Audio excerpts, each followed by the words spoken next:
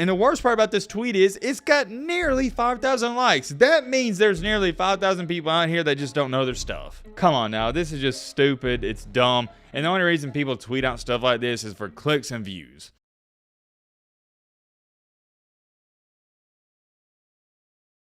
Woo-wee! It's time for one of my favorite videos on the channel to make. We gotta react, well, not only do we gotta react to the AP poll, I gotta show you my new and improved top 10 rankings. And I know my rankings, they've been controversial in the past, but you gotta remember, when you're within the first couple weeks of the college football season, we don't know a lot about these teams. But ladies and gentlemen, boys and girls, the guessing game, it's almost over. We're heading into week 6. And like I said, I am extremely confident when I say this. My week 6 rankings, they might be my best yet. I'll let you guys be the judge of that in the comment section, but first things first, let's check out this AP Top 25. As always, got those in there. I haven't seen these rankings. You're getting my live reaction. Not too sure what to expect. What I am looking forward to is seeing where they got Notre Dame, and also did LSU stay in the top 25, because let's be real, a loss to LSU on the road by 6 points, not a bad loss at all. What else am I looking for? I don't know. Let's just get straight into it and we'll see. Okay, here we go. Starting out hot. Ooh, looks like we got a new team. I think it is a new team at least. We got Louisville. Off the top of my head, I believe Louisville is undefeated, right? 5-0. Congratulations to them. Fresno State, they went up to 24. LSU, okay, there we go. The Tigers. Shout out to Ed Ogeron. Go Tigers. 23.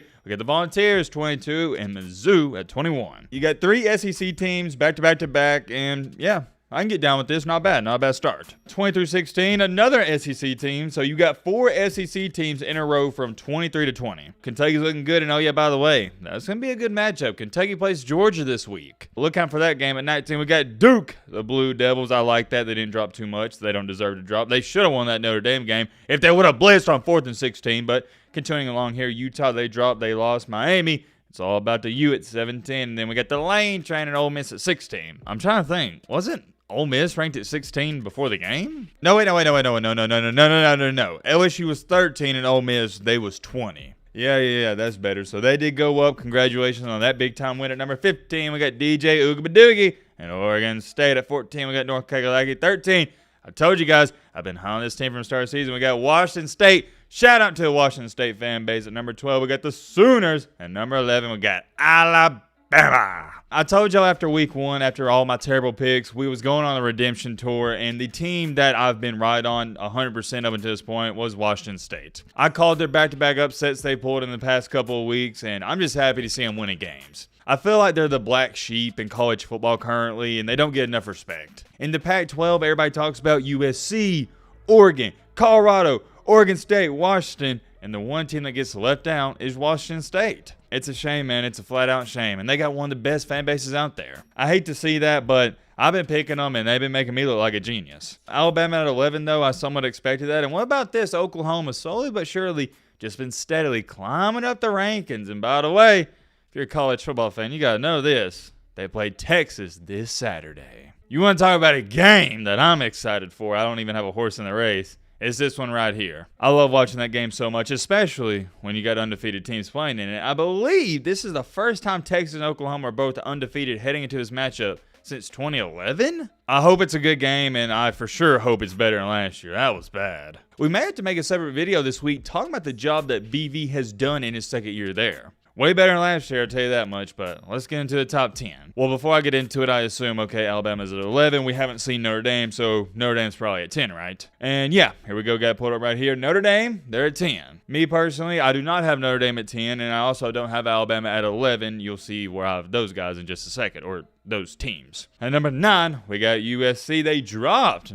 What about that? Let me know your thoughts on that down below. I'll talk about them in just a second. At 8, we got Oregon. At 7, we got the Huskies. And 6, we got Penn State. Not too much movement there. You got 3 Pac-12 teams back to back to back. And let's get into the top 5. At number 5, we got the Cinnamon Rolls. No problem with that whatsoever. At 4, we got the Little Bro, Ohio State. At number 3, we got Texas. And Quinny Quinn Ewers. At number 2, we got Michigan. And number 1, we got, say it with me now, Georgia for the 40th straight week in a row, it feels like. Not too much happened in the top 10. Not too much happened at all. Nobody lost. Normally, I go on a complete rage and rampage in this video because the AP poll rankings, they're just awful, but I can get down with these. Not bad at all. Oh yeah, real quick though, I do want to address this. Somebody, or not somebody, I actually had like 3 of you guys send me this on Twitter. Okay, yeah, here it is. Somebody tweeted out LSU is ranked 23rd with 2 losses. Okay. Maryland is 5-0 and unranked despite beating Power 5 teams by an average of 40-13. So I assume this person right here is trying to state that Maryland should be ranked and LSU shouldn't. And the worst part about this tweet is it's got nearly 5,000 likes. That means there's nearly 5,000 people out here that just don't know their stuff. And I'm not even going to say the people that like this tweet, they're casuals, or even the person that tweeted out's a casual, because they're not. They're just lacking knowledge. This is common sense, guys. It's common sense. Let me break it down to you. Yes, LSU is 3-2. They do have 2 losses. But look who they lost to. You lost to a top 5 team. Okay, nothing wrong with that whatsoever. And you lost to a team that's currently ranked 16 in the country on the road. Can somebody explain to me what is bad about losing to top 20 teams? Nothing's bad about it. They're top 20 teams for a reason. They're good. Yes, if LSU lost to Arkansas and they lost to Vanderbilt, oh yeah, I'd agree 10,000%. But you gotta give some context when you're tweeting out stuff like this. Who did LSU lose to? On the contrary, yeah, Maryland's 5-0, but if they played a top 25 team, has Maryland played at Florida State? I guarantee you right now, if Maryland played Ole Miss and Florida State, they'd lose those games. And here's the last thing I'm gonna say about this, because I want to do my rankings and whatnot, and we gotta talk about those. Whoever tweeted this out, I guarantee you, it's just the rule that applies for everything. If this person had to bet their house on who would win tomorrow, LSU or Maryland, they'd put the money or they'd put their house on LSU. It's simple. Nobody with an actual brain actually thinks that Maryland currently is better than LSU. Come on now, this is just stupid. It's dumb. And the only reason people tweet out stuff like this is for clicks and views. Sometimes in this life, people just try to be different to be different. It's just a bad take, and I just can't get over the fact it's got nearly 5,000 likes. Whatever, it is what it is. With all that being said, let's get into my top 10, the MBG poll. As always, I tweet this out right after the games. If you want to see this before you see it on YouTube, go follow me on Twitter. Starting out hot, at number 10, we got Alabama/Notre Dame. Now, I know what you're sitting there saying, Matt, you can't do that. Only one team can go at number 10. I get it. Well, here's the reason I did that. I think Alabama and Notre Dame right now, they are neck and neck. 1A, 1B. I almost typed Notre Dame there. I backed it out. I typed Alabama in. I backed it out multiple times. I looked at it for like probably 15, 20 minutes. And I was like, you know what?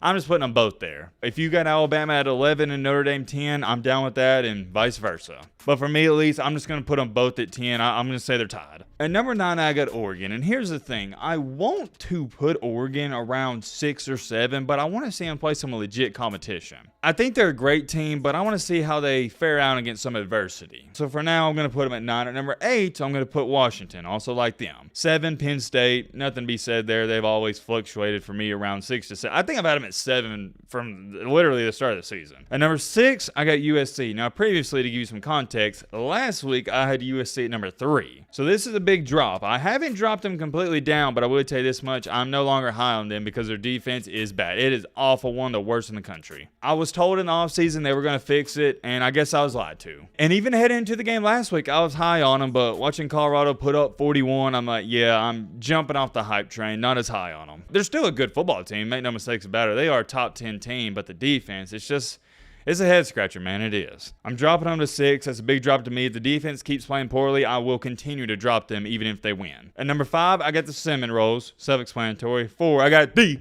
little bro Ohio State. At number 3, I got Texas. 2, I got Michigan. And 1, I got Georgia. I think my top 5 is the same as the AP poll, isn't it? Yeah, I think it is, and that's a first for me because I rarely, if ever, agree with the AP poll. I haven't even checked down the comments on this post, so let's do it together. Why not?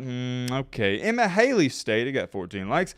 I don't understand how Georgia is still at 1, especially after almost losing to Auburn and playing only cupcakes first 4 weeks. I just don't get it, man. What I'm about to say, it's not me directly talking towards Miss Emma here. This is directed at everybody on Twitter saying all this BS because I've seen it ever since the Auburn game. And here's what you got to understand. We are now entering that point in the season where your casuals, they're starting to expose themselves. Right around when conference play starts, week 4, week 5, and week 6, the casuals, they get exposed. It's so funny. It happens every year. Your casual fan is going to look at the score. They might even watch the Auburn-Georgia game and go, well, what the crap happened? Georgia struggled with Auburn only beating by 7 points, and Georgia's number 1, and Auburn, they're not even ranked. Georgia beat an unranked Auburn team who's not that good, 27-20? Oh, man, what's wrong with Georgia? What's going on? That's a great question, my friend. It's an outstanding question. I'd love to answer it. Nothing. Nothing at all is going on. This is college football. Your casuals don't understand this, but Auburn, they get 4- and 5-star recruits every single year, just like Georgia. Auburn is located in the Southeast. They always have a top 15, top 10 recruiting class. Auburn also has a pretty good coaching staff right now currently. Auburn is also one of the top 15, if not top 10 jobs in the entire country.